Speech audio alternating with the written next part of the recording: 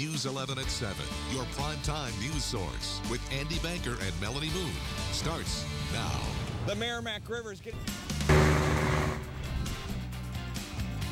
And first on News 11 at 7 tonight, rivers still rising, floodwaters still raging. We've got homes being swept away and boat rescues of people trapped in the middle of it all. We have you covered on the Flood Watch tonight. First up, the urgent fight right now to keep Interstate 55 from going under in South County. Meteorologist Chris Higgins is there live. Chris, where does this stand right now? First on News 11 at 7, the lines are long for a chance at winning the record Powerball prize. You only have just a couple of hours left to buy a ticket. And if you win, it is worth $1.5 billion. News 11's Rocky Madden is live with the last minute madness. Rocky. And there is big news tonight on the St. Louis Stadium proposal. News 11 has learned the St. Louis Board of Aldermen is planning a massive public vote on whether to build a stadium to keep the Rams in St. Louis. When the task force makes a presentation to a joint meeting of the NFL Stadium and Finance Committees, they will have more than a splashy new animation of the proposed riverfront home of the Rams, but they still won't have any firm commitment from the St. Louis Board of Aldermen. It's far from a slam dunk. Alderman Joe Vaccaro is vice chair of the Aldermanic Ways and Means Committee. But before we start here tonight, there will be a moment of silence in memory of the victims of the shocking attacks in Paris this evening. Our MC is Andy Ladies Banker. and gentlemen, please rise now for a moment of silence. We pause to mourn those victims from today's attacks in Paris. We ask that you join us in remembering these individuals and their loved ones.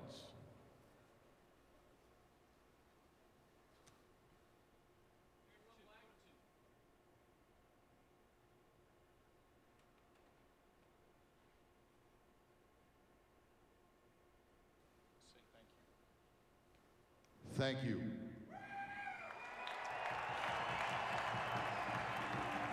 And that moment, beautifully observed. But we begin with my co-anchor, Andy Banker, who is live in St. Charles, where they have been very busy sandbagging in Newtown. Andy? Busy indeed, Melanie. Look at this. This is Granger Boulevard in Newtown, St. Charles. Tonight, it is a sea of sandbags. Volunteers have just wrapped up the effort. It went for about 2 hours. About 30 volunteers filling close to 1,000 sandbags, maybe more than that, in their hats and gloves, their coats, their scarves. Water is near or up to the back doors of about a dozen homes out here. The scenic canals that run through town have overtopped their banks. Now, these are man-made water features. Residents say when there's a lot of rain, the extra water is pumped into fields outside of town. The trouble is, this is more than just a lot of rain this time. Those fields are now flooded too. There's nowhere for the water to go. In 10 years of Newtown, there's never been anything like this. Well, they're not really canals anymore, but... Just a couple of houses out here have taken in a little bit of water. Nothing serious, no serious damage. There have been no evacuations. Up the road from here, in Lincoln County, another flood fight. People there hoping and fighting and hold back the floodwaters in the town of Old Monroe. Highway 79 at the Lincoln-St. Charles County line has now been closed. The police chief says homes in Old Monroe are taking on water tonight. Like some of the decks and some of the higher homes. The police chief says this is the worst flooding has been in the town of Old Monroe in at least 8 years. So far, no evacuations there tonight. We're also staying on top of road conditions for you tonight. My colleague, News 11's Chandrea Thomas, has been working with MoDOT, and she's been getting updates from them throughout the night. She joins us now live to continue our team Flood Watch coverage. Chandrea. All right, thanks, Andy. Chandrea, thank you. At least the rain has stopped, but our river levels have yet to stop rising. Let's check in with Chief Meteorologist John Fuller in the Weather Center for the latest on those river levels. Hey, John. Hey, Andy, 6 to 10 inches of rain across the area. That's some cold air on the way. Andy? Yeah, John, we can confirm for you that cold air on the way. It's here in Newtown, St. Charles. It's really windy and sort of biting cold right now. The rain has stopped, but that cold air now pounding the residents. Good thing they got the sandbags done. A little later in the newscast, why one man says he wishes this would have been snow. When you look at the roadways out here in St. Charles County, maybe you'll understand why. But for now, reporting live in Newtown, St. Charles, Andy Banker, News 11. Mel, let's go back to you. All right, thank you, Andy. Well, the down. Yeah, Mel, everyone talks about the flood of '93, right? But in Pacific, they remember the flood of '82. The scenes from where we're standing are absolutely heartbreaking. Look back here right now, Christmas trees floating by. I mean, just 4 days ago, people were celebrating Christmas in those houses that are now 5, 6, 7, 8 feet underwater. Over here, the Opera House, that's the landmark on 1st Street Pacific, the Pacific Brew House. Now in that building, been there for close to 3 years. The anniversary is going to be in February. Water's coming in through the front door. It may get higher than I am inside that building. The record crest in '82 was 33.6 feet. Then the water came right up here to the railroad tracks. This time, the projected crest tomorrow, 35.7 feet. It's going to be over the tracks. Where I'm standing is going to be well underwater, and who knows where it's going to stop. It is the great unknown in Pacific tonight. No one knows what 35.7 means, but they know it's not good.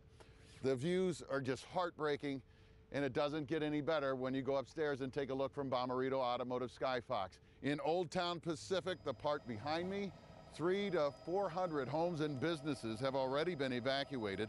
Old Route 66 into town, also called the 44 Business Loop, is underwater in 2 places. The banks of the Merrimack have long since disappeared. The water's edge continues to creep further and further into town.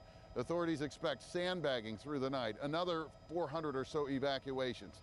It's frightening how quickly the water is rising. Well, this is our Pacific Train Plaza. They have a lot of event like our Christmas on the Plaza. They do some music events and stuff. So you just had that?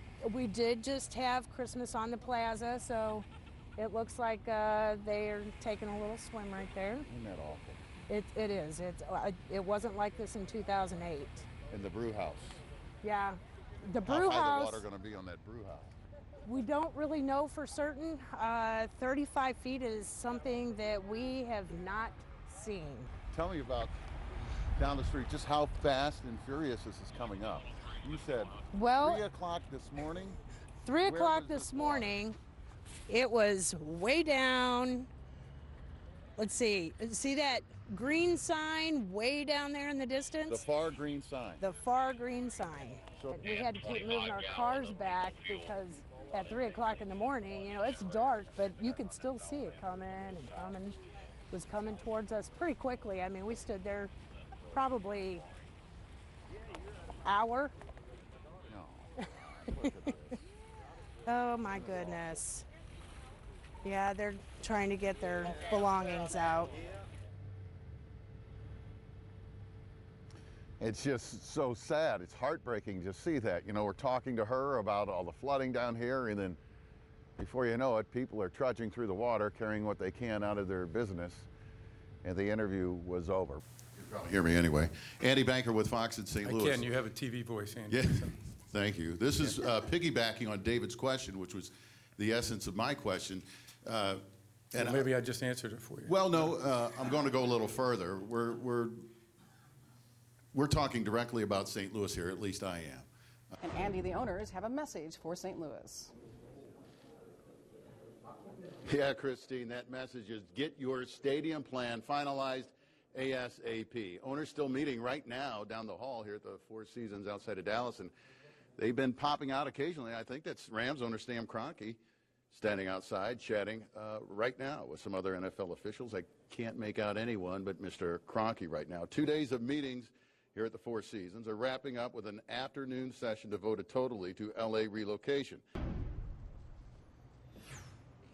Welcome back. Another live look at that conference room, boardroom, whatever you want to call it in Houston. The Doom Room, we call it, right, Mel? The Doom Room, for sure. Martin Kilcoyne, the Fox 2 sports director, is there live, and we are awaiting word from him on when a news conference is expected to begin. It sounds like any minute. We're going to hold here because we are expecting this any minute. But what I was getting at is, you know, in the last 10 years, the Rams haven't had a winning season, right? Yes. We know that. We do know that. The last 6 years, I've been working down there on Sundays and whatever day they played as a public address announcer, and there were some signs of promise. You know, there we got our picture back. I remember Spagnuolo's second year, Sam Bradford's first year. The Rams had a chance to go to the playoffs, the final game of the season. It was the highlight. It was the marquee game on a Sunday night. Rams were 7-8, I believe, going in. If they would have beaten Seattle, they would have been in the playoffs. They lost. But then you would think there'd be enough promise there because Bradford was red hot. He was the top person coming out of college, the player everybody coveted, and the Rams took him and paid him a ton. And then we started that next season, and the crowds were paltry. You know, you would think there would have been a little excitement. No question, fans back winners. We do it in St. Louis. They do it all over the country. Callous disregard for the St. Louis area. All right, Martin Kilcoyne is ready in Houston with the latest developments. Hey, Martin, good to see you, but not under these circumstances, my friend. Awful, awful times there. Yeah, I think, Andy, as we suspect. There's NFL Commissioner Roger Goodell walking up to the podium. Let's listen in. Here it is, folks. They may experience what the St. Louis area has endured will enjoy a happier and more appropriate outcome. Rich, I got this from the governor, who Mr. Kroenke claims to be on his buddy? A great relationship with. But I only have it on my phone here. I'm looking at the email on the phone. Tonight's decision is disappointing and a clear deviation from the NFL's guidelines, and he is taking aim at the guidelines again and again here. It's troubling the league would allow for the relocation of a team when a home market has worked in good faith and presented a strong and viable proposal. This sets a terrible precedent not only for St. Louis, but for all communities that have loyally supported their NFL franchises. Regardless of tonight's action, the fact remains St. Louis is a world-class city deserving of a world-class NFL team. We will review the NFL's decision and thoroughly before determining what next steps to take. Wonder what that means. I can't wait to ask. The task force routinely did not mention the Rams. You probably hear me anyway. Andy Banker with Fox in St. Louis. Ken, you have a TV voice, Andy. Yeah, thank you. This is piggybacking on David's question, which was the essence of my question. And maybe I just answered it for you. Well, no, I'm going to go a little further. We're talking directly about St. Louis here, at least I am. News 11 at 7, your primetime news source with Andy Banker and Melanie Moon, starts now. Tonight, a woman attacked in her home by a burglar, but he didn't get away with anything. Police say she fought him off, and he ran. More and more people are coming out of the woodwork to show us the handiwork of a scam artist. Good evening. First on News 11 at 7, a burglar in Belleville gets more than he bargained for. And police say the suspect, close to 6 feet tall and 300 pounds, attacked a woman when she came home unexpectedly, but she fought back and sent him off running. It's an alarming case. Police say they have strong leads in the case, but the suspect remains at large. He left there wearing a dark coat and blue jeans. If you have any information, call Belleville Police. And a News 11 follow-up on a North County murder. We told you about the death of 35-year-old Mark Johnson near Duke and Empress yesterday. Police say he was shot multiple times by suspect DeMarco Jones. Jones is now charged with second-degree murder. Police say the two had a fight that led to the shooting. The floodwater may be gone, but there is still plenty of cleaning up to be done. And tonight, a warning for flood victims. Waves of scam artists are looking to take advantage of them. Our report tonight from News 11's Betsy Bruce. St. Louis County Executive Steve Stenger was also in Eureka today, visiting with business owners impacted by the floods. Stenger helped set up a $500,000 loan program to help small businesses recover while they await insurance payments. And a live look at downtown St. Louis and meteorologist Chris Higgins. Let's welcome back Melanie Moon. Woohoo! Where you been? Across the pond. Yeah. As they say in London. Where Good trip, huh? I think it was warmer in London, And you rung in the new year over there? I did. Watched the fireworks over the Thames. It was beautiful. And St. Louis Mayor Francis Slay is firing back at St. Louis Rams owner Stan Kroenke. The mayor posted a 2-page letter on Facebook addressed to the NFL Commissioner Roger Goodell. Slay says that since he's been mayor, he's never even met with Stan Kroenke or talked with him about the future of football in St. Louis, but he says he has had a good relationship with the owners of the Cardinals and the Blues. The mayor complimented St. Louis fans, saying any team that tries hard to succeed, wins more than they lose, and treats fans with respect will see support at their games. To read the mayor's entire letter, go to our website, kplr11.com. Pot to surpass $700 million by Saturday. Let's go for $1 billion. It's A flat get B. close Let's to put $1 billion. the B up there. It huh? may if no one wins it. When your primetime news source continues tonight. A frightening scene at Mizzou today. Ted Cruz leads in Iowa, but Donald Trump is nipping at his heels, and now Trump is stirring controversy over Cruz's Canadian birthplace. Reporter Diane Gallagher says Trump's claims are catching on the campaign trail. Thank you. And Donald Trump is firing back after more than 570,000 people signed a petition calling on the UK to bar Trump from visiting the country. Trump is now threatening to cancel a $1 billion investment for his 2 Scottish golf resorts. The UK government can keep people from entering the country if they are deemed to be non-conducive to the public good. The petition will be debated by lawmakers in the UK January 18th. Storms in Southern California. Next, El Nino's impact caught on camera. Frontier Airlines is expanding, adding new service to Atlanta from Lambert Airport. A nonstop flight between Lambert and Hartsfield-Jackson Atlanta International will be available 3 days a week now, Tuesday, Thursday, and Sunday. Introductory fares to Atlanta as low as $39 now through August 15th. And there's a new development plan coming for an area near the new St. Louis IKEA. According to our partners at the Post-Dispatch, the Lawrence Group plans a $104 million redevelopment of the old Federal Mogul Century Foundry site. They plan to turn the property at 3700 Forest Park Avenue into a food market, office and retail space with 250 residential units. The 10-acre area is east of IKEA, and immediately to the north is St. Louis University. After 130 years, one man's trash becomes a community treasure. Ameren, Illinois workers found this beer bottle dating to the 1880s at a work site in downtown Belleville. Experts have tied it back to Adolphus Busch and Louis Abeg, a Belleville soda and beer maker. Today, Ameren donated the bottle to the Belleville Historical Society. You folks, you don't want to hear it. We'll talk about it later. Inside joke, I guess. We got some weather coming in. We do have weather, some showers tonight. It looks like mostly cloudy, mainly dry tomorrow. All the action is Saturday into Saturday night. Rain, maybe a little sleet, then some wet snow, and a couple inches possible, enough to shovel in some spots, and then bitter cold after that. I'm looking at that 13. I don't know where you're going to get in any golf. You'll find what it. he's talking about. You'd be crying like that little girl. Thank you, Rich.